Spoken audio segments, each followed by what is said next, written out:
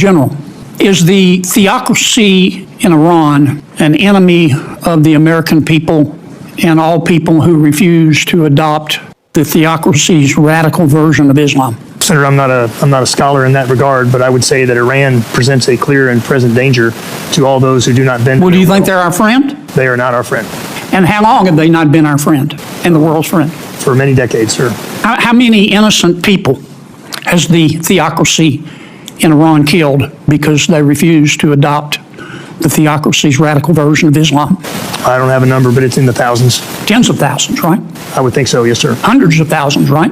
Again, I don't have the exact number, but I would not be surprised if it were. If the theocracy in Iran developed a nuclear weapon, would they be more or less dangerous? No, they would be far more dangerous, Senator. There's a saying, if your neighbor says he's going to kill you, you should believe him.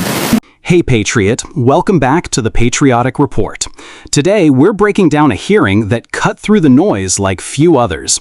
Senator John Kennedy took on the Pentagon and, in classic Kennedy fashion, mixed sharp wit with serious constitutional clarity. From Iran's nuclear threat to our failing shipbuilding strategy, Kennedy asked the questions no one else is asking and didn't let anyone off the hook. Like, share, and subscribe. Let's get into it. Can we agree that the president's decision to destroy the Iranian theocracy's nuclear weapon capabilities made the world safer? I would say it did. What's impetuous mean? Well, sir, impetuous means, again, I'm a poli-sci major from the Texas State School.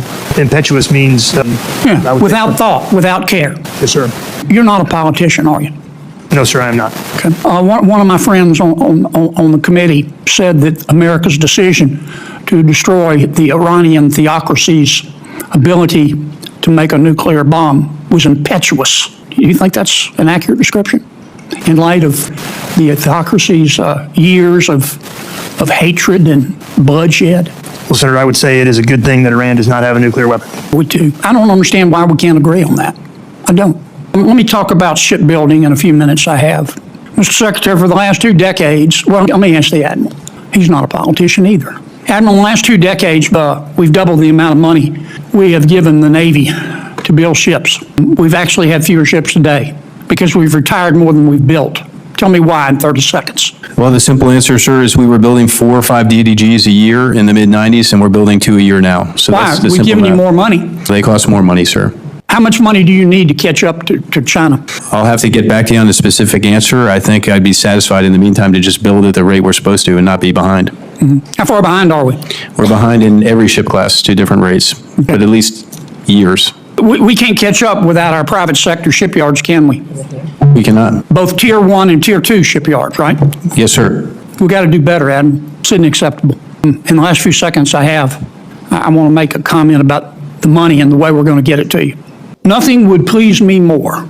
I would do old man backflips to see the United States Congress put together a budget supporting our military that looks like somebody designed the damn thing on purpose. Last year, this committee worked very hard. We put together 12 bipartisan bills. A lot of us had to swallow things we didn't want to swallow, but we wanted to get it to the floor. And Senator Schumer refused to even put the bill on the floor. Now, what makes anyone with an IQ above their weight or their age think that now that he is in the minority, Senator Schumer is going to cooperate with us to get a budget on the floor? What I'm trying to tell you is, back here on planet Earth, you're going to have to make do with the money we get you on reconciliation. We're headed toward a series of CRs. I hope I'm wrong. But again, I live on planet Earth. We can do more than one reconciliation bill, but you and your colleagues need to start planning for that eventuality. Maybe it'll change. Maybe someday donkeys will fly backwards too. But for the foreseeable future, I don't see it. That's regrettable, but it's reality. We need to plan for it. Just like we had to plan for the reality of Iran having a nuclear weapon. Thank you, Mr. Chairman. Kennedy started with the big one, Iran. He asked point blank, is the Iranian theocracy an enemy of the American people? The witness didn't dance. They're not our friend. Kennedy pushed further, pointing out decades of violence and religious extremism tied to the regime. When asked whether a nuclear Iran would be more dangerous, the answer was obvious, absolutely. And then Kennedy asked something Washington elites hate. Wasn't it a good thing when we destroyed their nuclear capabilities? The general agreed. The world is safer without a nuclear-armed Iran. But some of Kennedy's colleagues, he pointed out, called that decision impetuous. Kennedy wasn't having it. If your neighbor says he's going to kill you, maybe you should believe him. Then Kennedy pivoted to the U.S. Navy, and the numbers don't lie. Despite doubling shipbuilding budgets over 20 years, the Navy actually has fewer ships today. How does that make sense? Simple. We're building fewer ships at higher cost and retiring more than we produce. He asked the admiral flat out, "How much more do you need to catch up to China?" The answer? Crickets. No clear figure. Just vague promises that we're behind in every class of ship. Then came the real Kennedy gut punch. Congress isn't functioning. I'd do old man backflips if Congress could pass a defense budget that looks like someone actually designed the damn thing on purpose. He's right. Last year, bipartisan bills never even got to the floor.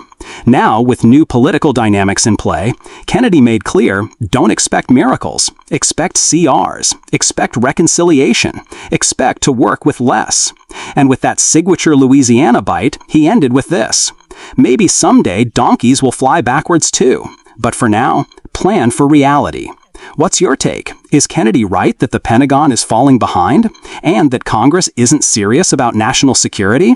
Let me know in the comments. And if you're tired of the spin and want real breakdowns from the halls of power, hit like, subscribe, and tap that bell. You're watching The Patriotic Report, where policy meets accountability.